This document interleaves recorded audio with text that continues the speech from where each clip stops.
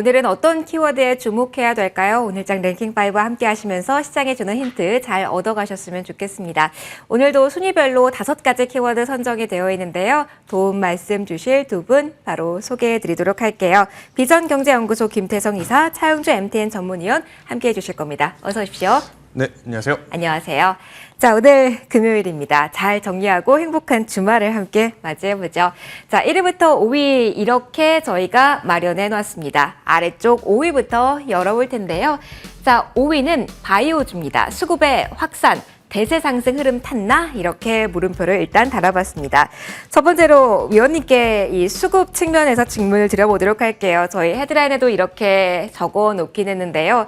이동을 하는 게 아니라 뭐 2차 전지가 이쪽으로 수급이 이동했다가 아니라 이제 매기가 퍽지고 있다라는 입장으로 바이오주의 흐름을 봐야 되는 건지 수급적인 특징 먼저 위원님 정리하고 할까요? 예, 저도 그 부분이 중요할 것 같습니다. 지금 이제 많은 분들이 2차 전지라든지 반도체에서 변동성이 만약에 생긴다라면 과연 그 수급이 이동할 것인가에 대한 그 말씀들을 심심찮게 하시는 것 같아요. 최근에 뭐 2차 전지라든지 반도체가 일방적으로 올라가기보다는 나름대로 이제 순환매가 도는 경우도 있고 쉬어가는 경우도 있다 보니까 이쪽에서 빠져나온 것이 다른 데로 가지 않을까라고 질문들을 많이 하십니다. 뭐 충분히 가능한 질문이다라고 말씀을 좀 드릴 수가 있겠죠. 그런데 그 부분하고는 지금 이제 민정앵커 말씀하신 것처럼 좀 결이 다르다라고 말씀드릴 수가 있어요. 지금 이제 반도체라든지 2차 전지에 지금 이제 매매하시는 분들은 뚜렷하게 그쪽에서만 매매하는 현상들이 현재 지금 목도되고 있습니다. 특히 이제 일부 종목에 대해서만 지속적으로 트레이딩하는 경우가 있다라고 봐야 되겠죠. 그렇다면 바이오가 최근에 올라가는 모습들은 어떻게 해야 되느냐? 새로운 수급이 몰리고 있다라고 봐야 될 것 같아요. 어제도 제가 말씀드렸던 것이 이번 주부터 제약바이오에 대한 언급이 늘어나기 시작했고 이러한 것들이 관심을 끌어모으면서 새로운 뉴스를 만들고 있다라고도 말씀을 좀 드린 바 있거든요. 그게 이제 계속해서 이어졌다라고 봐야 되겠죠. 가장 먼저 포문을 열었던 것은 미국의 그 암 정복 프로그램, 그다음에 일부 기업들의 뭐 승인, 그다음에 이제 또 합병 이슈 뭐 이런 것들이 재차 부각이 되기 시작했다라는 거죠. 자꾸 언론에 거론이 되고 저희도 벌써 이번 주만 하더라도 제약바이오를 3, 4일 동안 좀 다루기 시작했거든요. 지난주에 없었던 현상입니다. 여러분들이 랭킹5를 지속적으로 보셔야 되는 이유 중에 하나가 그 2차 전지 반도체를 제외하고 다른 업종들에 대한 어떤 언급이 좀 늘어나기 시작한다라면 그것은 저희 이제 이런 거죠. 뭐 닭이 먼저냐 달걀이 먼저냐라고 얘기할 수는 없습니다만 그래도 저희가 랭킹5에서 다룬다는 것은 그만큼 시장에 이슈가 있는 것들 위주로 다루는 거 아니겠습니까? 그 횟수가 잦아지게 되면 많은 분들이 야 이제는 뭐 제약바이오도 되는 거 아니야? 라고 해두고 관심을 갖게 되고 관심을 가지면 종목을 찾게 되고 그러면 종목이 올라가는 현상들이 나타난다라는 거죠. 제약바이오 같은 경우 상당히 우리가 이제 관심을 볼 게 많습니다. SK바이오방 같은 경우는 뭐 김태성 이사도 지속적으로 말씀하셨던 종목 중에 하나고 셀트리온 같은 경우는 합병 이슈 지속적으로 이끌어갈 수 있는 부분들이죠. 그 다음에 이제 뭐 덴티움이라든지 삼청den대학 휴원스 같은 의료 기기 업체들 같은 경우도 계속해서 이익 퍼포먼스를 보일 수 있는 그러한 부분들이 충분히 있습니다. 따라서 우리가 제약바이오는 지금 현재 좀 시동이 걸렸다 이런 표현이 적절할 것 같아요. 이 시동은 다음 주까지는 최소한 이어질 가능성이 높지 않겠는가 그렇게 좀 말씀드릴 수가 있겠습니다. 위원님, 랭킹5에 대한 애정 표해해 주셔서 감사합니다. 저희도 더욱더 심혈을 기울여서 키워드를 좀 선정해 보도록 할게요. 자, 제약바이오에 대해서 김태석 이사님의 의견도 들어보고 싶습니다. 제약바이오의 시간이 왔다라는데 어느 정도 동일하시는지 그리고 특징을 조금 꼽아주시면 좋을 것 같아요. 지금 움직이는 뭐 키워드가 뭐 CMO라든가 이렇게 실적이 나오는 쪽인지 뭐 신약은 이제 간 건지 그 중에서도 뭐 간암이다, 뭐 치매다, 뭐 당뇨다 있잖아요. 조금 더 세분화해져서 포인트 짚어주시면 도움 많이 될 것 같아요. 일단 뭐 제약바이오 관련해서 이제 이번 주 들어오면서 여러분들도 이제 굉장히 많은 이야기들을 좀 접하셨을 것 같은데 저는 우선 관심이 좀 집중되어 있거나 혹은 실적이 나오는 기업 위주로 먼저 체크를 하시는 것이 맞지 않을까라는 생각이 듭니다. 일단 뭐 표적 항암제라고 해서 어떤 특정 질환에만 적용이 되는 이 제품 같은 경우에는 사실 굉장히 높은 기술력을 필요로 하는데 판매량이라든지 엄청난 그 실적에 대한 부분은 굉장히 시간이 오래 많이 걸릴 수 있어요. 그런데 비만이라든지 당뇨 같은 거는 여러분들도 아시다시피 굉장히 지금 많은 인구가 지금 그쪽으로 가고 있다 보니까 그에 따른 실적을 좀 바로 낼 수 있다는 점에서 다른 제약, 다른 섹터보다는 이쪽에 지금 집중이 좀 되고 있다라고 좀 보시면 될 것 같고요. 제가 이 미국에서 나온 기사 중에 이제 몇 개를 좀 봤더니 2030년이 되면 미국 인구의 절반이 비만으로 갈 수 있다라는 내용이 나오더라고요. 그러니까 지금 사실 우리나라도 우리나라지만 지금 북미 시장에서 이쪽에 대한 관심도가 굉장히 높다 보니 관련주들은 계속해서 이제 체크를 하시는 게 맞다라는 생각이 들고, 대신에 사실 이제 제약바이오 레포트를 뭐 시청자분들이 보신 분들은 아시겠지만 참 레포트를 보고 제약바이오를 판단하기에는 굉장히 어려운 부분이 많아요. 제가 봐도 굉장히 좋아 보입니다. 맞아요. 레포트만 놓고 보면 굉장히 좋아 보이는데, 근데 그러한 부분들이 실제로 이제 임상이 되고 상용화가 되기까지에는 또 많은 우여곡절이 또 있기 때문에 저는 우선은 지금 관심이 쏠리는 쪽 혹은 실질적으로 이제부터 숫자가 찍히는 쪽에 조금 더 집중을 하시는 게 맞지 않을까라는 의견 한번 드려보도록 하겠습니다. 그럼 이사님, SK케미칼 한 종목 추가적으로 좀 봐주세요. 당뇨, 어떻게 보면 비만 치료제랑 연결고리가 상당히 강하잖아요. 오늘 아스트라제네카 치료제 공급 계약 체결했다는 소식에 26%까지 올랐다가 현재는 8% 정도의 상승입니다. 조금 아쉬운 부분이 뭐 이게 비밀 유지 조항 때문이겠지만 어느 정도의 금액인지가 사실 안 나와서 그래서인지, 어떻게 보면은 실적 직행하는 이슈잖아요. 네. 이렇게 흐름 나오는 것과 지금 재료의 무게는 그럼 어떻게 봐야 될까요? 일단 뭐 SK케미칼 같은 경우에는 뉴스의 불확실성을 좀 많이 느꼈다라기보다는 뭐 차트의 흐름을 놓고 보시면 아시겠지만 거의 1년 반 동안 계속 내리막길을 좀 보였던 기업의 주가의 모습이에요. 그러니까 오늘 뉴스에 아마 그동안에 좀 지루했던 분들, 저는 이제 실망 매도 물량이라든지 어느 정도 이제 리스크 관리 매도 물량이 조금 나왔기 때문에 오늘 흐름을 보시고 나서 SK케미칼은 이쪽에 편성하지 못한다라고 단언하시기보다는 다음 주 추세를 조금 더 봐야 될 것 같아요. 아무래도 이제 관련 쪽에 이제 이 이슈라든지 계속해서 이제 관심도는 이제 높아질 가능성이 높아서 저는 조금은 더 보셔야 되지 않을까라는 의견 한번 드려보도록 하겠고요. 그동안에 조금 각광받진 못했지만 최근에 또 후발주자로 움직이는 종목군들 많거든요. 네. 이제 어떻게 보면 뭐 신테카 바이오 같은 경우에는 오늘 상한가 기록하면서 뭐 의료 플러스 AI 이쪽에서 이제 굉장히 또 좋은 모습을 보이고 있는데, 저는 결국엔 제약도 제약이지만 새로운 모멘텀, 그러니까 이제 신선한 뉴스를 좀 가지고 나오는 기업 쪽으로 이제 먼저 포커스를 잡아 보시는 게 더 좋다라는 의견 드려보도록 하겠습니다. 그러면은 앞서 신테카 네. 바이오 말씀을 해주셔서요. 오늘 이 종목이 상한가 풀리지 않은 채 마무리가 된다라는 게 의미가 있을지, 오늘 다른 의료 AI 쪽에서는 차익 실현 매물이 좀 많이 소화되고 있거든요. 네. 신테카 바이오 기점으로 아직 흐름이 이어진다라는 거 오늘 오후에 볼 수 있을지도 궁금해요. 저는 더 봐도 괜찮다라는 생각이 들어요. 지금 이 AI라고 하는 테마가 붙은 쪽은 힘이 단기간에 좀 빠질 것 같다라고 생각하시기보다는 조금 더 보셔야 된다는 생각이 들고, 특히나 지금 신약 개발하는 과정 속에서 그 플랫폼에 이제 GPT를 또 투입을 해서 이제 진행을 하겠다라는 건데, 일단 뭐 신약을 연구하는 과정에서 아무래도 이제 이 빅데이터를 활용한 챗 GPT가 이제 들어가게 된다라고 하면 저는 조금 더 객관적으로 더 좋은 성과를 낼 수 있는 부분들이 부각이 될 수 있지 않을까라는 의견 한번 드려보도록 하겠습니다. 제약 바이오의 움직임에 대해서 전체적인 분위기 그리고 핵심적인 내용들 좀 체크를 해드렸습니다. 계속해서 4위로 넘어가서 또 이야기해 보도록 할게요. 오늘도 4위에서는 2차 전지주에 대한 이야기를 해볼 겁니다. 오전에는 사실 테슬라발 타격에 대해서 중점적으로 시장이 이야기를 했을 텐데 오후로 넘어오면서 분위기가 정말 많이 달라졌습니다. 오후장 반등의 힘 어떻게 해석하면 좋을까요? 위원님 먼저 첫 번째 질문 받아주시죠. 사실 어떻게 보면은 포스코홀딩스가 지금 힘을 많이 내고 있는데 같은 뉴스의 반복이 이어지고 있는 상황인데 힘이 이렇게 강하게 나타나고 있거든요. 이걸 해석하기가 좀 까다롭습니다. 어떻게 봐야 되는지 일단 지금 자리부터 이야기해 주세요. 예, 뭐 테슬라에 대해 효과에 대해서는 어제 이제 제가 냉정히 말씀드렸죠. 테슬라가 영업이익이 줄어든 것은 테슬라만의 악재지, 테슬라가 판매가 늘었다라는 것은 우리들한테는 호재이다라고 말씀드렸죠. 단기적으로는 호재고 중기적으로는 결국 테슬라가 영업이익을 혼자 떠안지 않을 가능성에 대한 우려감은 있다. 이건 중기적 관점이죠.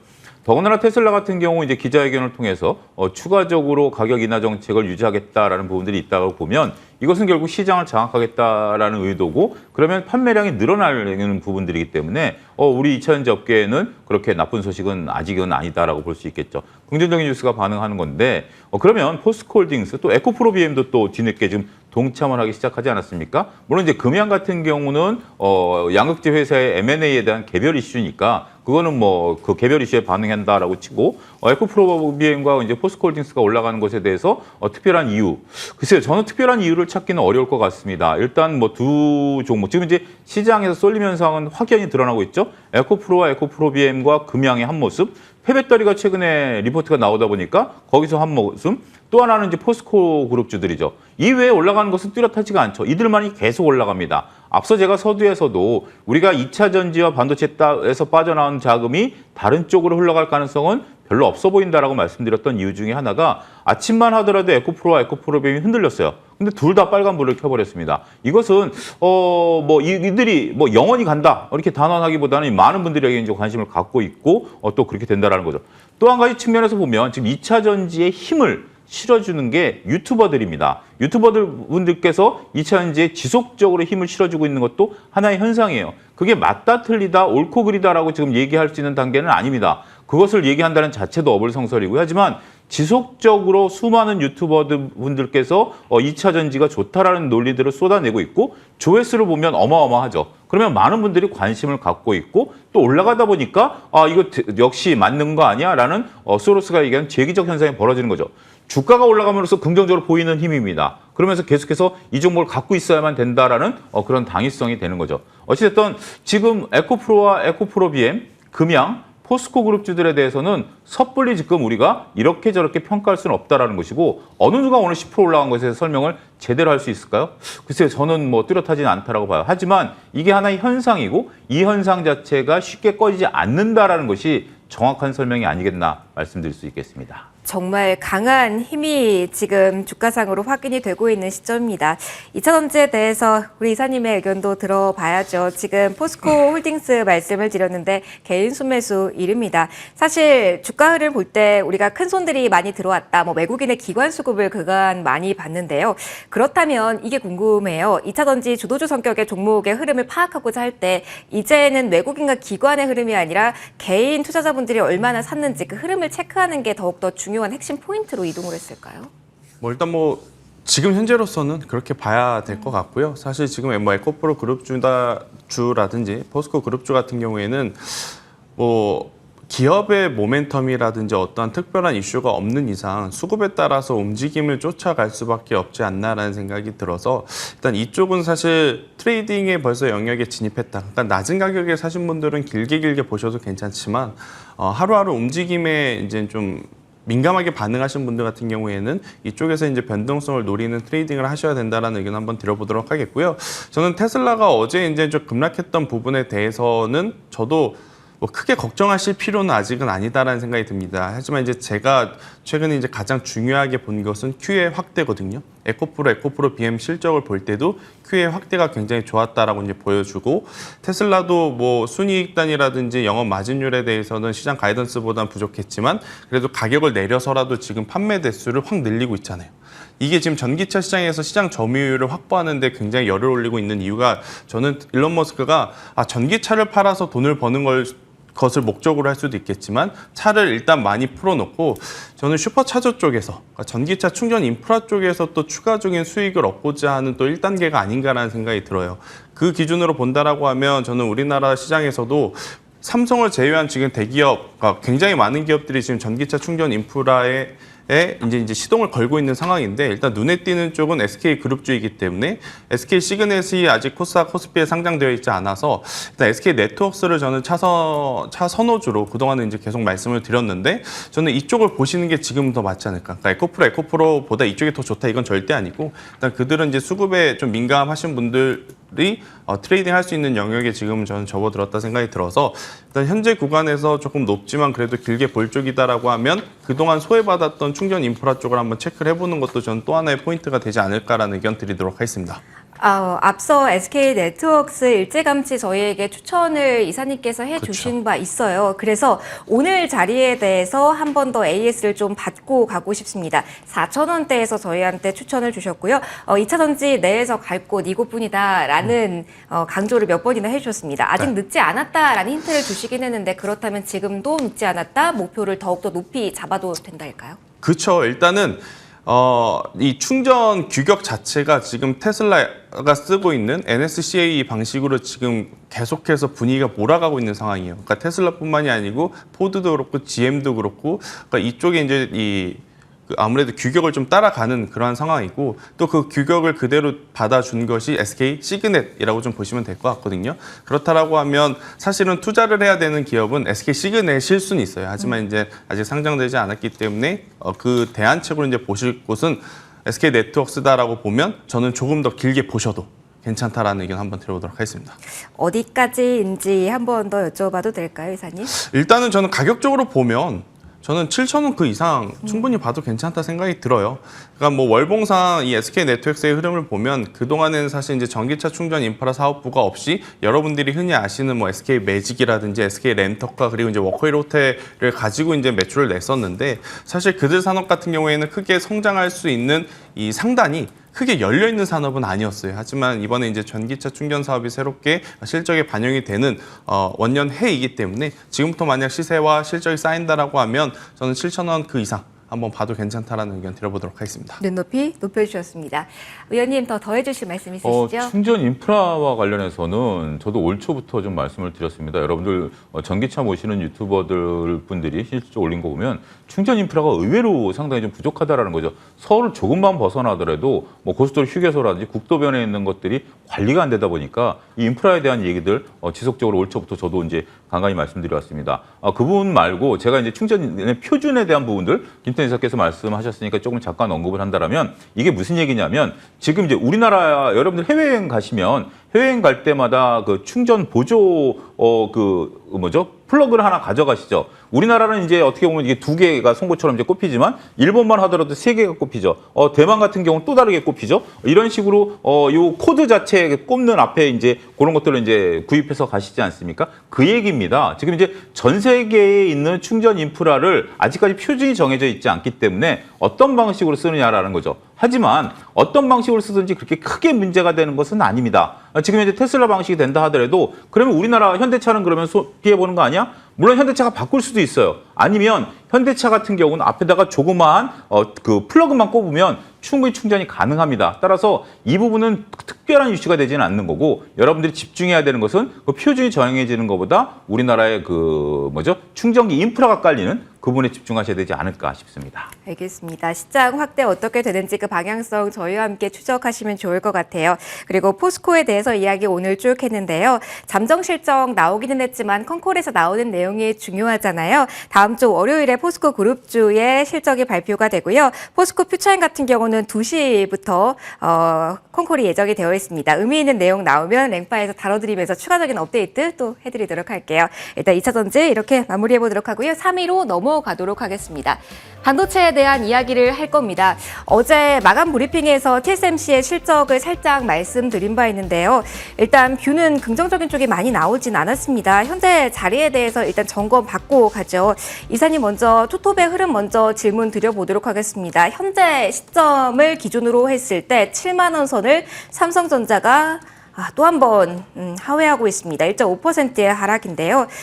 이렇게 하락폭이 조금 두드러지고 있다라는 금요일 오후를 어떻게 봐야 될까? 이게 7만 원이라는 게 무너졌다라는 게 큰 의미가 심리상으로 더 있을까요?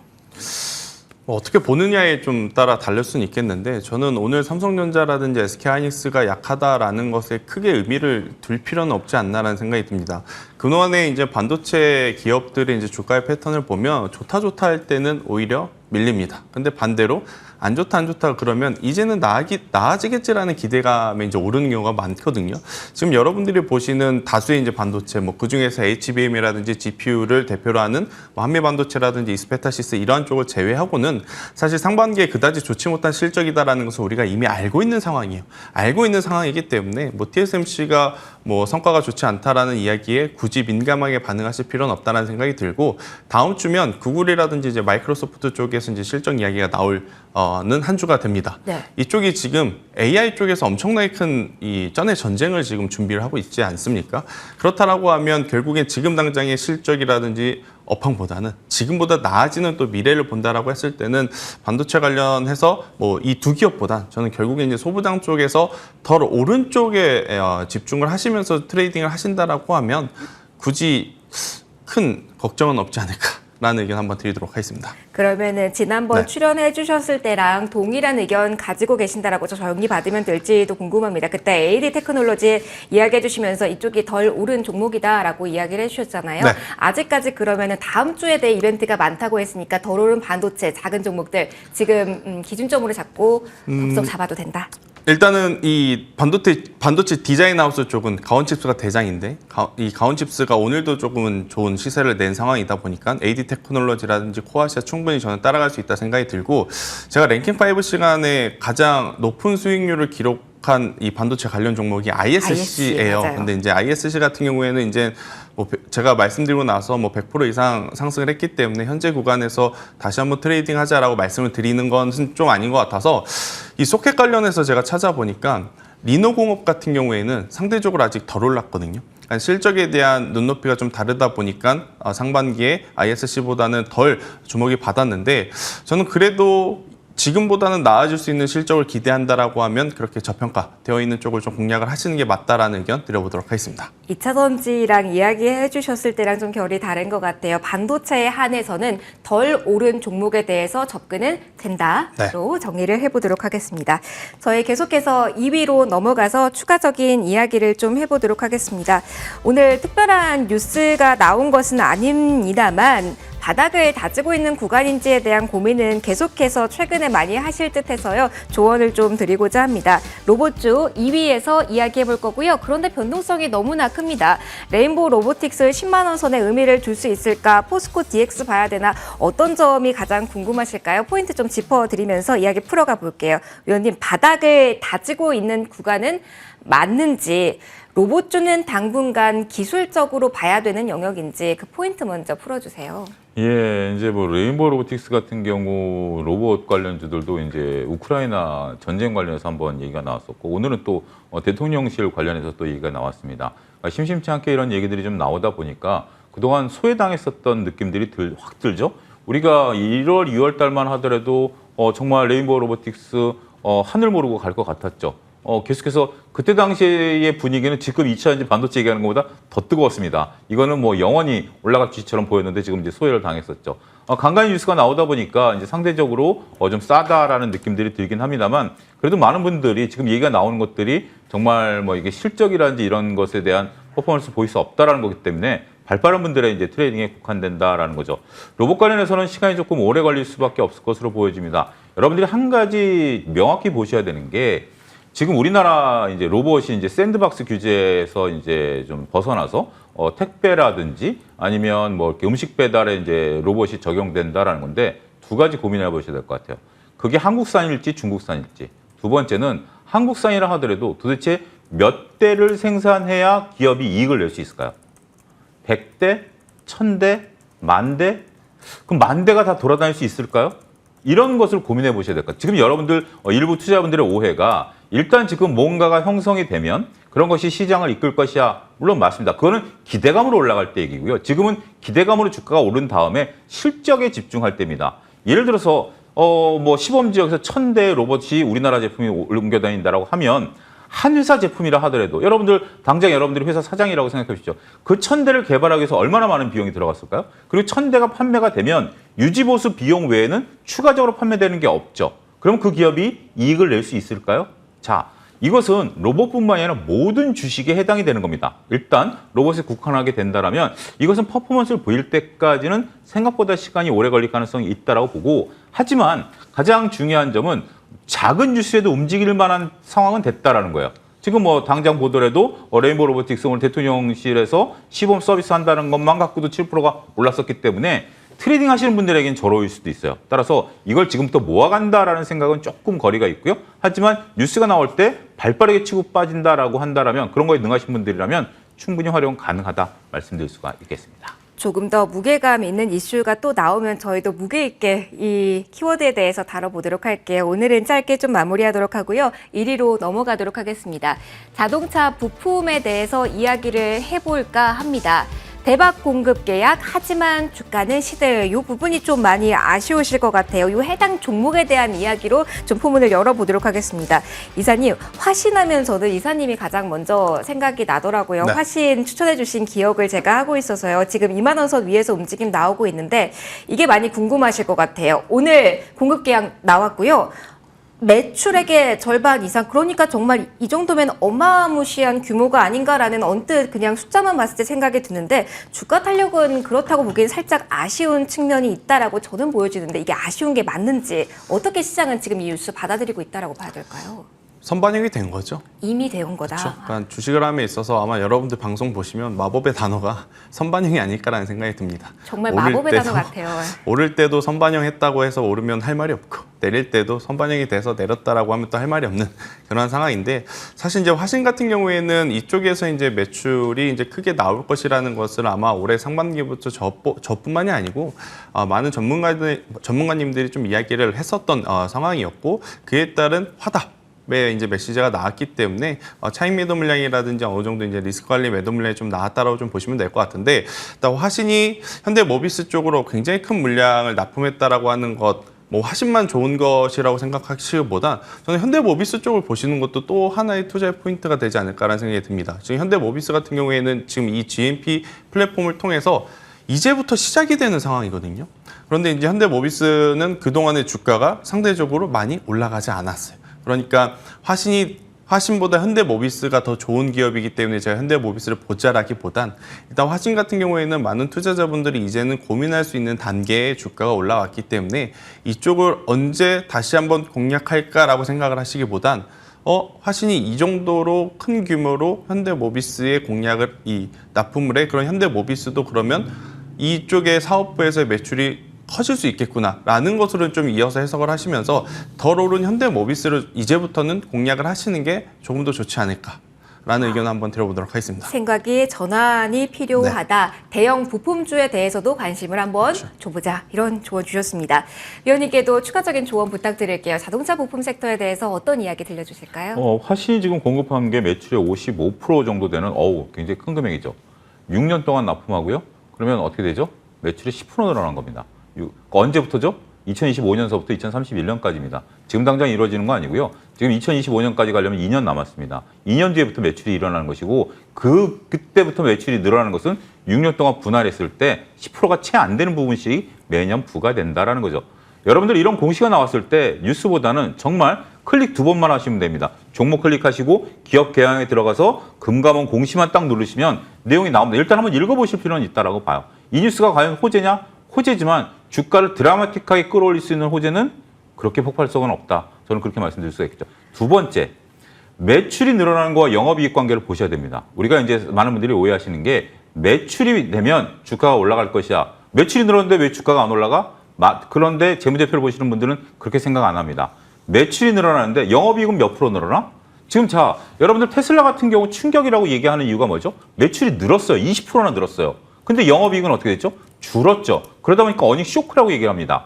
매출이 늘어난다 그래서 이익이 늘어난다는 개념은 여러분들이 빨리 바꾸셔야 돼요.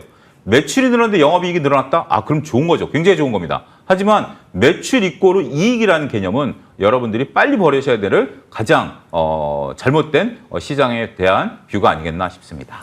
알겠습니다. 공시 꼼꼼하게 봐야겠네요. 화신과 같은 경우도 말씀해 주셨듯이 2025년이고요. 그것도 11월이네요. 한 번 더 읽어보시면서 참고해 보시면 좋겠고요. 저의 키워드에 대한 설명 여기서 마무리하고요. 원픽 들어보도록 하겠습니다. 오늘 이사님께서 원픽 들고 와주셨습니다. 어떤 종목일까요? 일단 덴티스라고 하는 임플란트 관련주를 좀 가지고 나왔는데 일단 기존에 이제 덴티스 같은 경우에는 중국 시장을 제외한 이제 미국이라든지 유럽 그리고 이제 일본 쪽 그리고 이제 동남아시아 쪽으로 이제 매출 비중이 굉장히 이제 컸었던 기업 중에 하나였습니다.